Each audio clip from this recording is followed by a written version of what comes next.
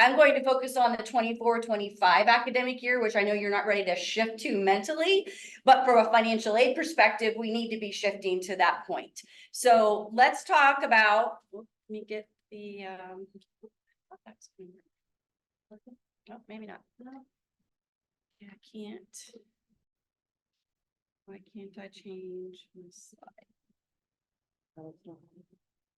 There we go. Okay, just needed to click on it. Okay. So let's talk about the FAFSA form. So hopefully, those of you currently enrolled this semester have already done the FAFSA form last year for 23-24, but now it's time to reapply for financial aid. So the financial aid process repeats itself every year. Typically, that FAFSA is supposed to go live every October 1st, but Federal Student Aid did a major overhaul of the FAFSA application. And so we're here now, just now releasing the FAFSA here in January. So the FAFSA form, let's talk about what that's for. It is the application that you use to apply for all federal grants, federal work study, and student loans. It is also the application for state of Ohio grants, and not a lot of Newark students do receive the state of Ohio grant because of our low cost tuition. However, some of you do, based on your enrollment and how you've used your funding up for Pell. So again, we want to make sure you have that FAFSA on file for state of Ohio grants. And then we use the FAFSA for many of our Ohio State Newark scholarships and grants. So we want to make sure that every student completes the FAFSA every year. So the information that you will be providing on the 24-25 FAFSA form will be your personal information, your name, your date of birth, your social security number. If you already have a FAFSA on file, you already have an FSA ID, which means that information is already embedded, your demographic information, address, phone, and email. And then the 24-25 FAFSA form is looking at yours and your family's 22 federal taxable and untaxable income, and then your current day assets. I cannot stress this last bullet enough, that every student, family, parent should submit the FAFSA form every year, regardless of family income. And we stress that because income is not the only factor in determining your eligibility for financial assistance. So by not submitting that FAFSA each year could result in a loss of opportunity for free financial aid, especially here at the Newark campus, because we have a significant number of scholarships where the donor has set a criteria where the student must demonstrate some type of financial need. And if we don't have your FAFSA on file, we can't assess that eligibility for financial need. And the team here really wants to make sure that you're maximizing all of that free financial assistance that you can receive. So please encourage, I'm encouraging you to encourage your parents. Even if all you're offered for the year is a student loan, you don't have to accept the student loan. You just leave the offer out there and don't take any action on it.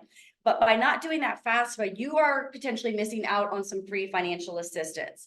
Plus, if something changes in your family's financial circumstances, we could reevaluate your aid eligibility throughout the year. And if you don't have a FAFSA on file yet, that's time that it will take to get the FAFSA. So please just do that FAFSA every academic year. So we submit the FAFSA form at studentaid.gov. The free application for federal student aid is available now. It went live on December 31st. Our OSU priority date, meaning that's the date we want everyone to have their FAFSA submitted by, is February the 15th. If you miss that date, that does not mean you can't still apply. But by missing that February 15th date, you could be missing out on the most amount of financial assistance you could receive. So some of our financial aid is based on, it's a small fund of money, and it's based on students meeting that priority date. And if you don't meet that date, even though you would meet all of the other eligibility criteria, you wouldn't be awarded those funds because you didn't meet that priority date. And there are some big funds there that we use that February 15th date for. The Buckeye Affordability Grant, that's the grant that makes up the difference. If you're Pell eligible, the Buckeye Affordability Grant makes up the difference in your tuition and fees, the tuition and general fees, that the Pell Grant doesn't cover. And in order to be eligible for Buckeye Affordability Grant, not only do you have to be Pell Grant eligible, but you also have to have met that February 15th priority date. Same with the President's Affordability Grant and the Federal Supplemental Educational Opportunity Grant. So typically, our priority date is February 1st, and I want to plant that in your mind right now. FAFSA typically goes live October 1st. Our priority date for OSU is typically February 1st, regardless of which campus you attend. So make sure that you are meeting that priority date. We bumped that date out to February 15th this year because of the changes that federal student aid made to the FAFSA and the delay in releasing it, making it live. We pushed our date out to February 15th this year. So I've probably said it at least 4, if not 5 times. Priority date for the FAFSA, February 15th. Make sure that you and your parents are getting the FAFSA submitted on or before that date to maximize your aid eligibility. Our federal school code is listed right there on the slide. And Steph, I can send you this PowerPoint if you wanted to send that out to the students so that you have all of the notes that are in the PowerPoint. But you can always look up Ohio State, and there's only one Ohio State campus when you search for the school that you want the FAFSA submitted to. But that's our school code for quickies. You can just type in that school code, regardless of whether you're at Newark or you're at Columbus in 24-25, it's the same school code. So let's talk about some of these FAFSA changes. I'm not going to sugarcoat this. The FAFSA going live has had some issues, and it does have a whole new look and feel. So make sure that you've allowed enough time working with your families in getting the FAFSA submitted. Don't wait until February 15th to start working on it, because I'm afraid if something happens, they've been taking the FAFSA down occasionally to fix some issues with it. And if you wait till the 15th and you go out there and they've taken it down, you may miss that priority date. So don't wait till the 15th to submit it.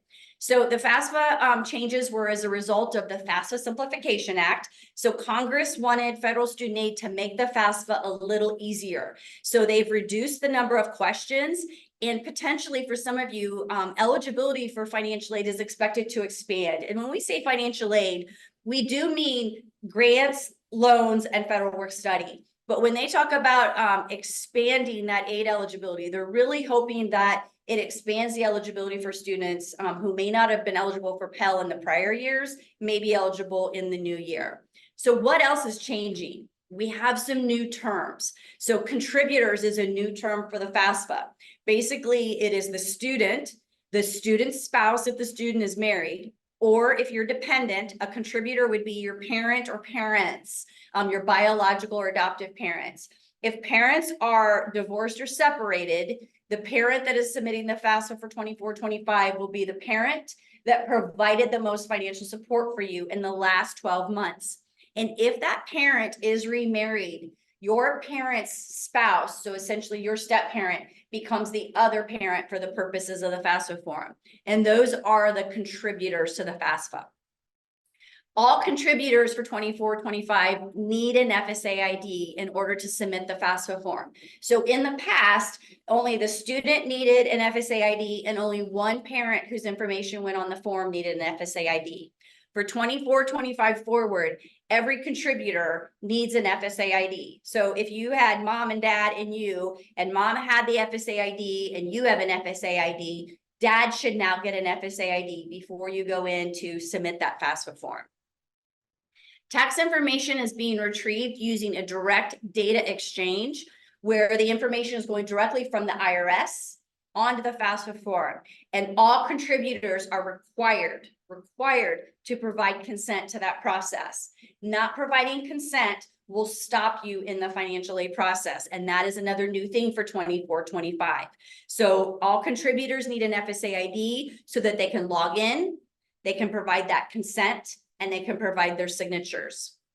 And then if you've paid much attention to the financial aid application in the past, you've probably seen or heard the term expected family contribution, or EFC. Basically, that is the processed results of the FAFSA. The EFC is now becoming a student aid index, or an SAI. Same concept as the EFC, they're just actually now calling it what it is, which is an index or a figure that the financial aid office then will use to determine how much aid you, the student, will be eligible to receive and from which funds. So we're now going to assume that you and your contributors have gotten all your FSA IDs, you've gotten out and you have submitted that FAFSA successfully before February 15th. Now what happens? So we will start to bring those FAFSAs in February. Federal student aid is not going to start processing them until the end of this month. So when you submit the FAFSA, you, the student, will receive an email that says you've successfully submitted the FAFSA, and it will tell you that schools will not start receiving the process results until the end of January. So don't be surprised that you won't hear from us until sometime in February or March. We will start bringing those FAFSAs in. And the first thing that we will do is determine, did federal student aid say that we need additional information from you or your parent? And we will populate those documents in your to-do list on Buckeye Link. So constantly logging into Buckeye Link and checking that to-do list for anything OSU business, but also specifically for financial aid. If we need a document from you or your parents, we're going to add that to your to-do list, probably in February or March. We will send you an email to your OSU email account saying that your FAFSA is loaded and we need additional information. Log into Buckeye Link, go to that to-do list, and we will include the hyperlink if there are any forms that we need. So making sure that you're monitoring your email and Buckeye Link on a regular basis for financial aid to check and see, do we need something?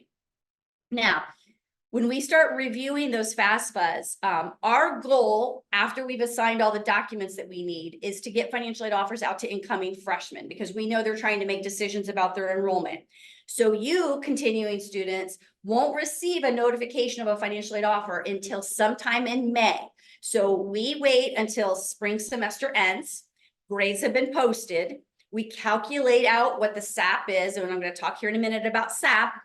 And then once we've done that, then we will start financial aid offers for the upcoming year, which typically for you will be fall and spring. So don't be surprised if you turn in your missing documents, you won't hear anything from us until May about your continuing financial aid offer. But that SAP, let's talk a minute about SAP.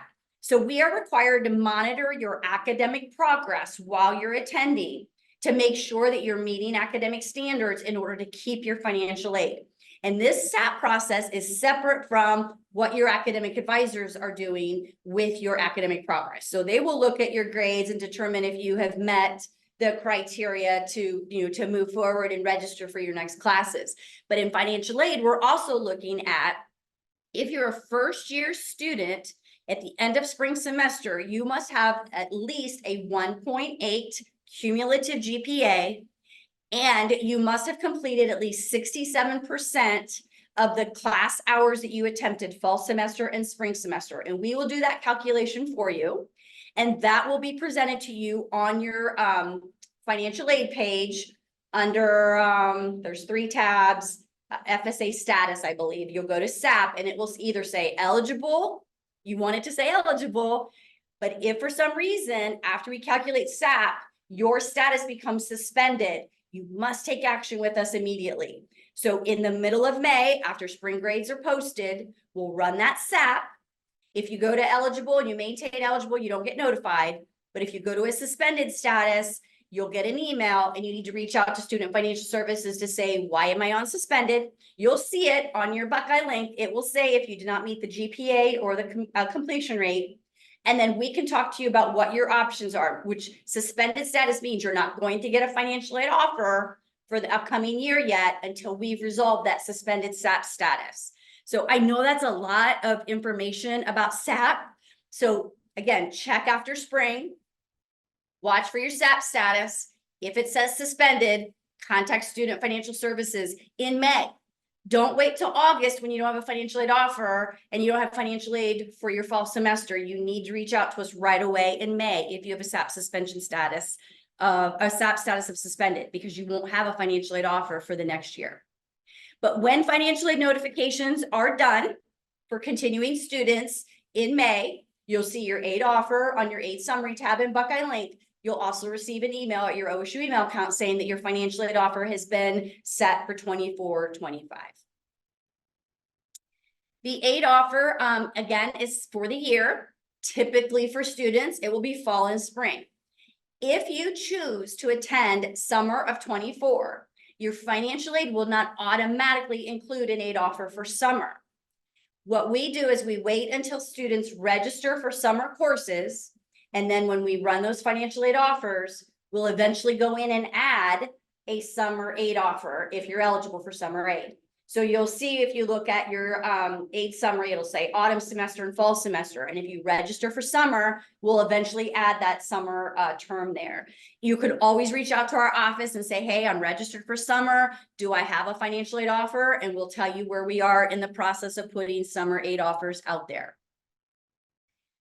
If all of your circumstances remain the same, so meaning your family's income didn't change from the 23-24 year to the 24-25 year, you should be able to expect a very similar financial aid offer going into 24-25. Now, that's not a guarantee.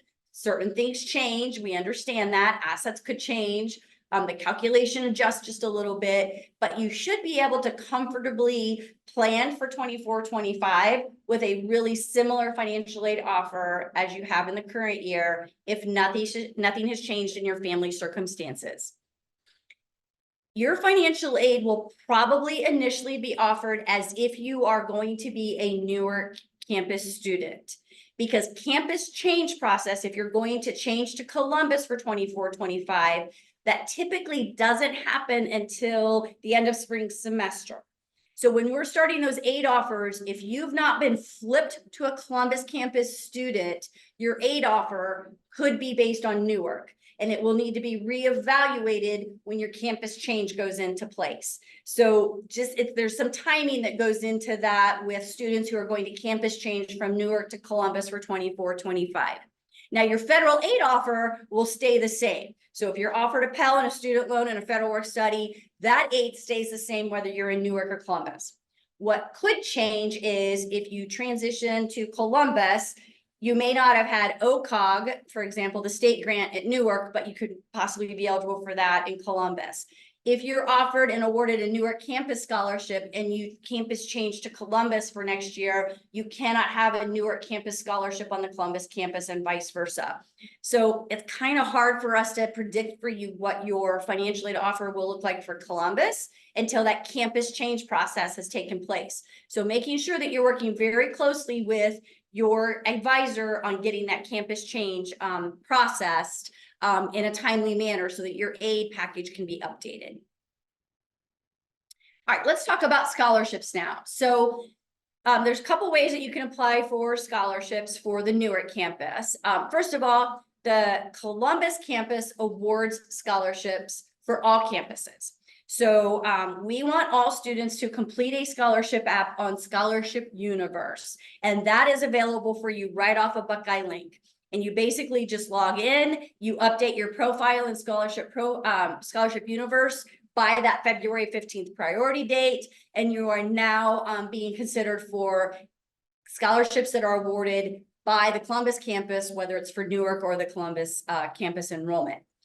In addition to that, there's a scholarship matching tool built into Scholarship Universe that not only looks at your eligibility for Columbus, Ohio State Columbus, awarded scholarships, but it also looks at like over 10,000 external sources for your eligibility for scholarships. So make sure that every year you are completing an application and a profile on Scholarship Universe. There's the website, but you also link to it right off of your Buckeye link.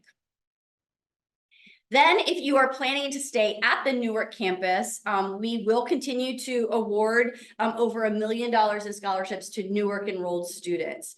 Most of our scholarships for Newark enrollment do not require you to take any action. So if the scholarship, I can find that you have criteria that's built into the student management system, I will automatically send you an offer of for a scholarship without you having to take any action on it.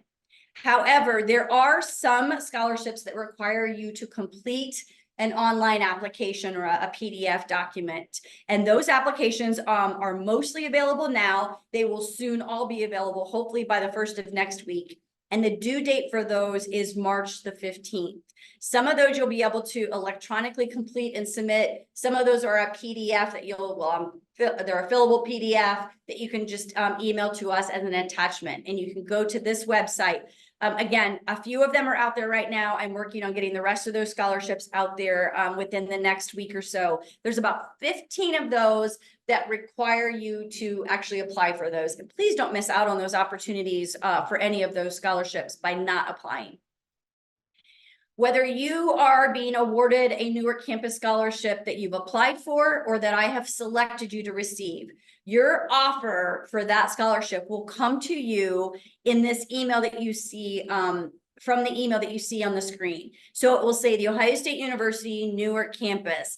But what hangs people up is when you see that .awardspring.com in there, some students feel that that might be junk mail. AwardSpring is the portal that I use to award the Newark campus scholarships out of. So if you see anything that comes to you from AwardSpring, that is not junk. Please don't disregard it. And if you're not sure, please ask us about it. But also please be checking your junk email on a regular basis, because many students, when I reach out to them and say, hey, I offered you a scholarship and you're enrolled but haven't accepted it, many of them find that scholarship offer is in their junk email. So be sure you're checking that junk email on a regular basis. When you have been offered a scholarship for the Newark campus from this AwardSpring email, it will direct you to log into that AwardSpring portal. That's where you'll see what you've been offered, from which donor, and the only thing that you have to do at that point is submit a letter of thanks to the donor for your scholarship. And then I will add that scholarship to your aid summary, and it will be a part of your financial aid offer here at the Newark campus. We have one attendee here in person, and I know I went through a lot of material very quickly, and I know many of you probably do a lot of your financial aid work with your parent, guardian, or some support person. So I know a lot of this could be overwhelming. I can't stress the scholarship piece enough, though.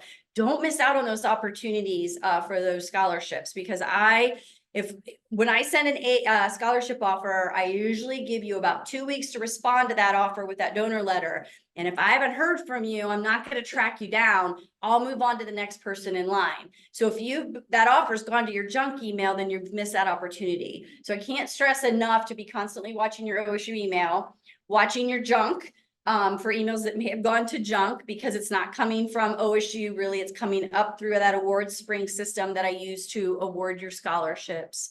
The FAFSA, just remembering, make sure that you're not waiting till February 15th to get online and do that. And if you need assistance with that, my department is happy to help you with that. We've done some FAFSAs with families via Zoom or via Teams. We have some families that will make appointments and come in. We have a computer in our office that we have you sit down, and we can take you through that FAFSA process. We understand that this year could be rough for families because it is a little bit different. What's made it rough is just basically some of federal student aid issues. But we have found for the families that we've been helping that it is a little bit easier. There are fewer questions. There's fewer you have to do. Fewer things that you have to do when you've logged in. It's just kind of manipulating and figuring out those FSA IDs and getting that part figured out. This is our contact information. We are in Hopewell Hall. So if you're on campus and you want to stop by, there's always someone at the front desk. During our hours, we are open 8 to 5 every day, except Friday. We do not open till 9 a.m. But there is a financial services specialist at the front desk all the time, ready there to answer your questions. Certainly call us if you have questions, or you can shoot us an email. We will only respond to emails that are sent from your OSU email account. If you send it from a personal account, we'll reply and say the response is in your OSU email account, because we want to protect your information, and we want to make sure that it's you that has reached out to us. So we only respond to emails using your OSU email account. So her question is, I talked about contributors, but what if your parents aren't contributing to your education? So that's what's unfortunate about the fact that they use the term contributor, because it is misleading. The contributor is basically a contributor to the application. So it only means that they're giving information for you to submit the FAFSA. It is not committing them to having to help pay for your education. But if you are a dependent student, which is typically a student that's under the age of 24, still pursuing their first bachelor's degree, parents' information is required on the form. So unless you have an unusual circumstance, so we do take those into consideration. So if you've been, abandoned by your parents, you're estranged from your parents, it's not reasonable for you to ask for information from your parents for the FAFSA form, we can talk you through those unusual circumstances. But if you have a good relationship with your family, they're just not contributing to your education, they are required to provide information to be a contributor to your FAFSA form. If there aren't any other questions, which I don't see, thank you guys for coming today. Definitely lean on myself and then also Student Financial Services, Faith and her team. If you have any questions, that's why we're here. Utilize your resources. We get that it's a big step, especially with everything changing. So definitely feel free and don't be afraid to ask for help. So yeah, thank you so much. We hope you have a great rest of your day. Bye guys.